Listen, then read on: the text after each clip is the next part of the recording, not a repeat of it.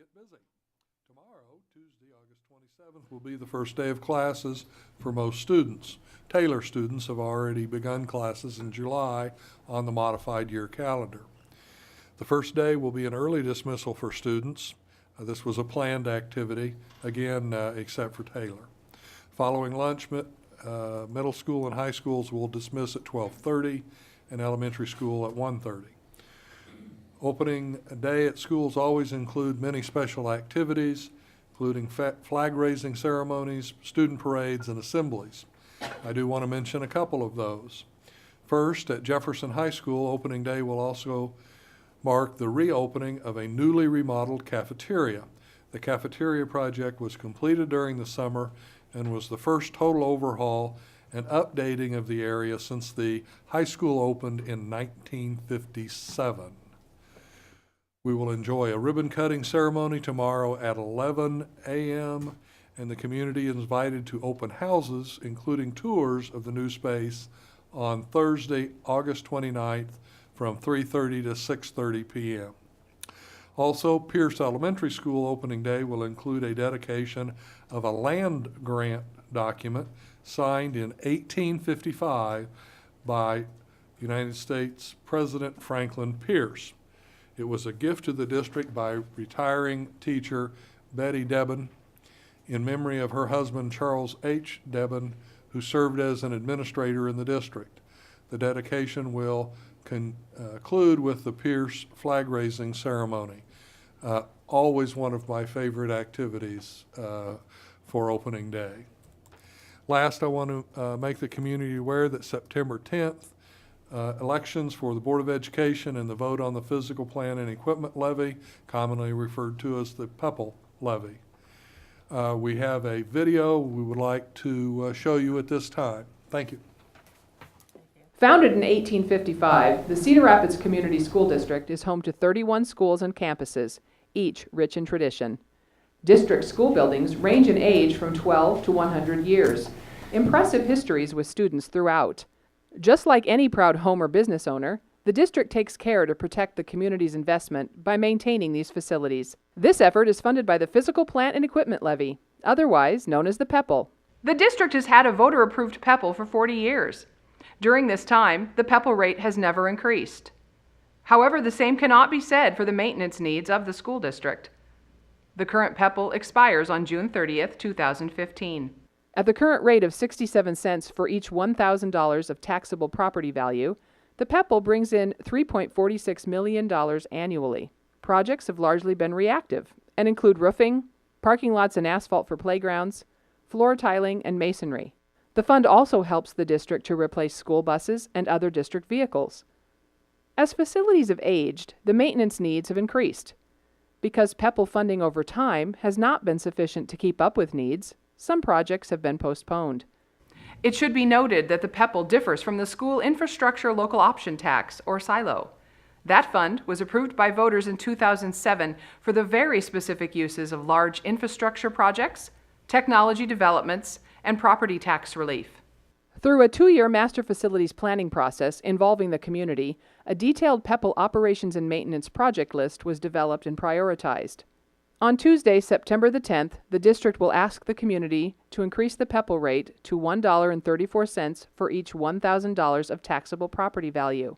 If approved, the Peple would generate some $6.92 million annually for the school district, providing for projects that support safe and secure schools for students and staff, proactive maintenance with planned equipment purchases and facility repairs, according to the district's facilities master plan, and increased investment in district vehicles and buses, and improved energy conservation efforts. The September 10th vote will take place at 5 vote center locations. These locations differ from regular polling sites, as voters may choose any center to vote. Vote centers will be located at Jefferson, Kennedy, Metro, and Washington high schools, and at the Educational Leadership and Support Center. The ballot will also include Board of Education candidates. All vote centers will be open from 7 a.m. until 8 p.m. Thank you for considering the Peple and for voting on September the 10th.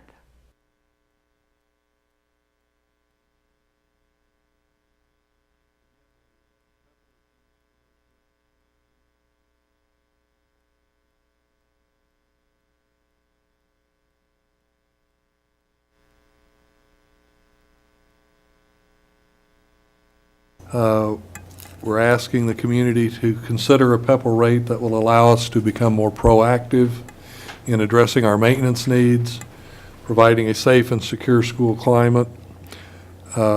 Community members can find more detailed information about the Peple, including the list of projects and the replacement schedule for vehicles on the school's website. Thank you.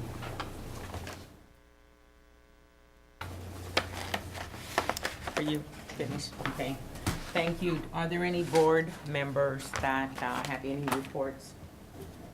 John?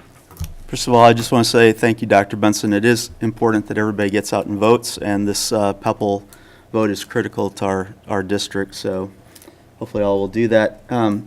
Mary Meisterling and I are going to host a chalk talk for the public this Saturday, August 31st from 9 to 11 a.m. at the new Cedar Rapids Library downtown. They have a great little cafe in there, and so we'll be there from 9 till 11. The public is welcome to stop by anytime from 9 to 11 and sit down and just chat and tell us their thoughts and ask questions, and we'll look forward to having folks out there. And I think Marcia's going to advertise that out with a press release, so that'll be great. And the other thing is I did see the highlighter, so compliments to all involved with putting that together and the Gazette, and very impressed, Dr. Benson, with your picture from your early days. I didn't even recognize you, but that's great. 1970s technology. I was impressed. No, it was very nice. Thank you. Any other board reports? Reports from the board members? Then we'll move on to our public hearing for permanent easement in Coolidge. There's someone that is talking about that? Is it just information only? It's information only. If there would be somebody that would want to talk about the particular easement at hand, they would come to the podium at this time. So do we have anyone that would like to come to the podium? Okay. Communications, delegation, and petitions. At this time, I have none. Let's go. So we'll move forward. The next is our consent agenda. Is there any items I'd like to ask the board that they'd like to address prior to our roll call?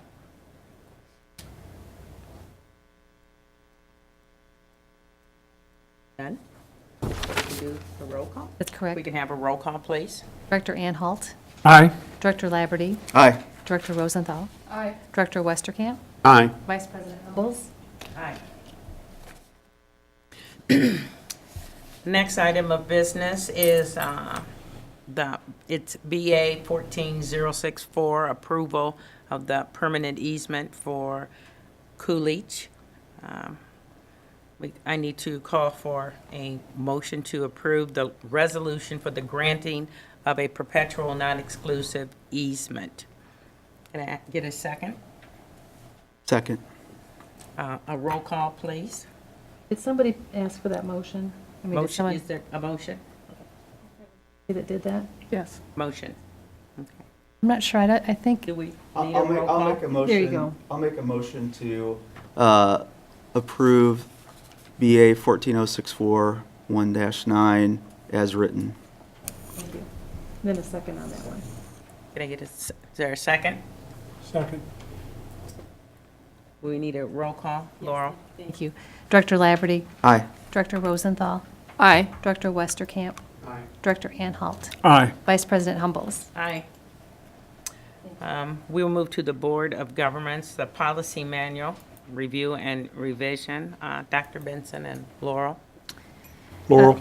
Yes, thank you. Tonight, the Policy Review Committee is bringing for your consideration two policies, one on non-discrimination and the other on EEO, Equal Educational Opportunities for Students. The main changes to these two policies just is the wording. The wording that was brought to our attention was not consistent with what our literature was stating, and so we wanted to make sure that that information was correct. The other two are regulations out of the 600 series, which deals with student activities and public performance by students, and these are just minor changes up for your consideration. They're past a deadline for the 5-year renewal. Questions?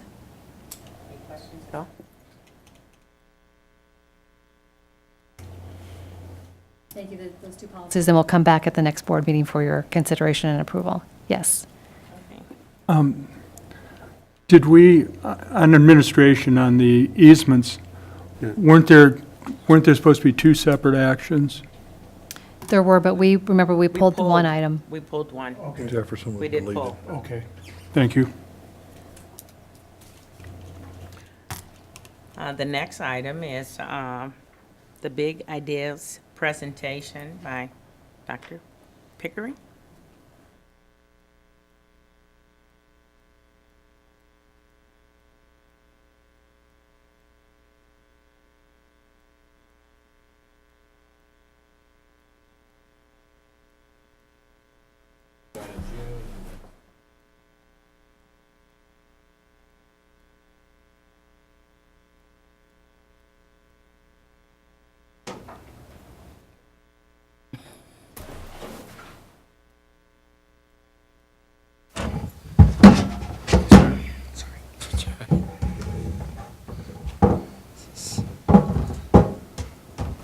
As embarrassing as it looks.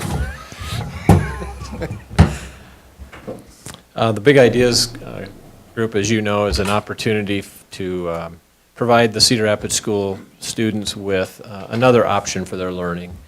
If they wish to explore something deeper, more interesting to them, passion that they have, and so forth. And so what it really is, it's not a replacement for the existing high school structures. It's a supplement. Think of it as a vitamin. We can't live on vitamins, but sometimes it's what we need to get that little extra boost. That's what Big Ideas School is.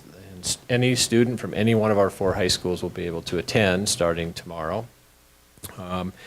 It's a fully competency-based, passion-driven, project-focused environment, meaning the students are going to enter this class, take a class, and then based upon what it is they want to accomplish, we will set up a competency that we expect them to meet, and it will tie back to Common Core standards. And they will not get credit for that course until they demonstrate that they are competent in the standards that they are pursuing. They do this through a very passion-driven model. In other words, we figure out what is it that really excites them, interests them, takes their time, and we use that to build, help them build projects and that expand their learning, deepen their learning, and so forth. We like to refer to it as a resume building opportunity. So for students who really just want to add something to their resume that might help them stand out in college applications or job applications, apprenticeships, that's what this is for.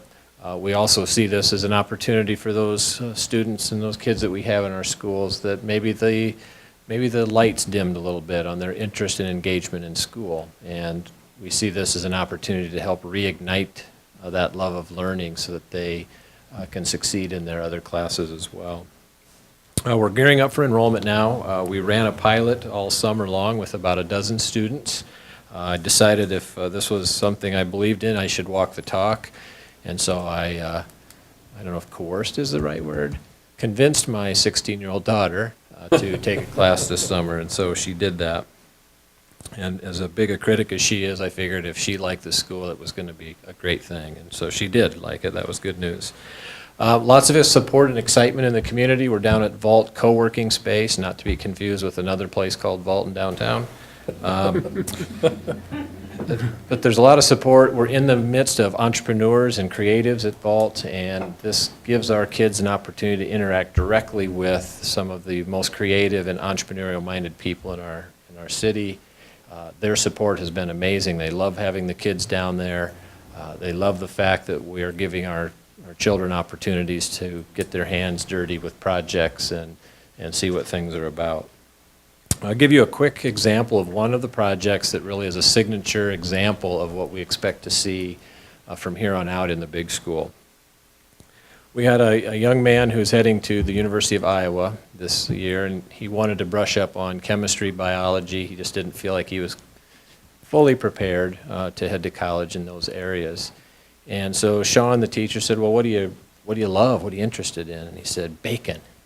I love bacon. I want to know how to cook bacon, make bacon. Sean's like cook bacon? No. He goes, I want to start in the farm with the pig, what they're feeding it. I want to do the processing. I want to cure the bacon. I want to smoke the bacon. I want the whole gamut. And so his summer project became that.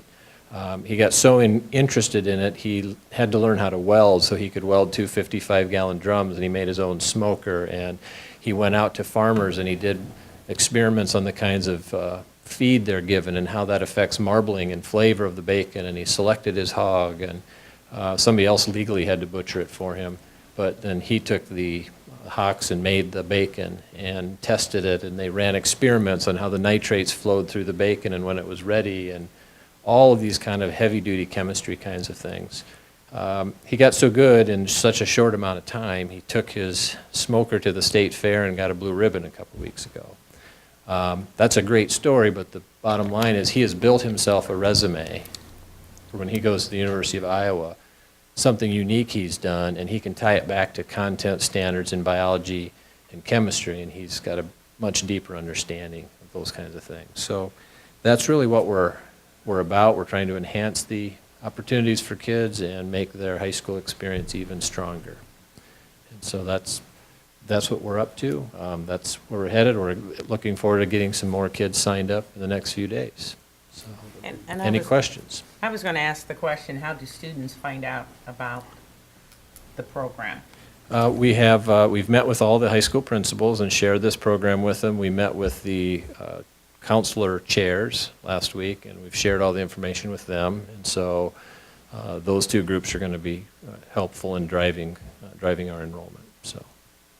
And, Oh, go ahead. and the students, I believe there's a mentoring part. Is there a mentoring component to this? So students, are they meeting?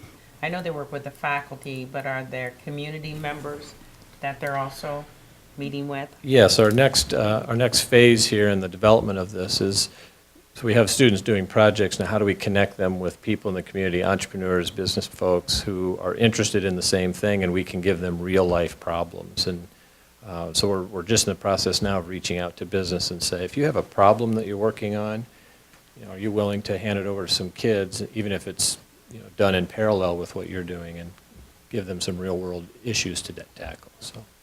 Sounds like a really great program.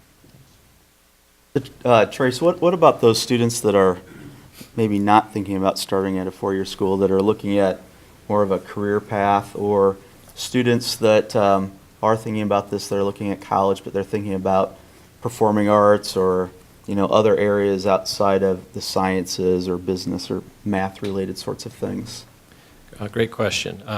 We see this as an opportunity for kids with special needs, all the way through kids who are AP scholars, and they've tapped out the whole AP system, and everybody in between. And so it's really our job is to figure out what is it that they're passionate and interested in. And if it's literature and history, we're going to be bringing on a social studies, social sciences teacher who can then certify in that area to work with them and really let them delve into that. A larger part of our effort then is to help them better connect all these disciplines to see that they're not really separate things, that they're integrated. So. Great, thanks. Any other questions? How many students do you expect to enroll, and at what level? Is it all seniors, or can they? Yeah, it's open to 9 through 12 right now. We expect juniors and seniors is probably a little more appealing because they're a little more mobile in terms of being able to get downtown periodically and do some of these things. But any high school student, and our goal is 40 students this year, 40 students in each trimester. We don't expect that many in the first trimester because we're literally just getting it off the ground. But if we can finish the year with 40 kids enrolled, we will feel like we've been successful. I'll write this down on my suggestions, but I think it would be wonderful to have a variety of these students over the course of the year come in Right. and present to us so we have a better sense of what they're doing. Right. Sure. I was just going to say, I'll give you a chance to get up and going, but I'd like to come down and visit the program and see the kids in action a little bit later this year. Yeah, it is. I'm very excited about what you're doing, and thanks so much for moving us in this direction. Thank you. Yeah, it's completely open to the public anytime anyone wants to come down, so. Is there a required GPA to participate? Nope. No? No. We want any kid who needs a boost or wants a supplement or. I think, along with Director Laverty's comment, we're planning on beginning the second meeting in September with some ongoing student presentations during the school year. We think that'll be a real value add to the school district, and will certainly find a place for the students from the Big Ideas group to present. Would be great. Thank you so much. Thank you. Thanks. Well, we have the school calendar. And if you could fill out your meeting evaluation. And I'd like to thank each and every one of you for attending the school board meeting. And we are adjourned.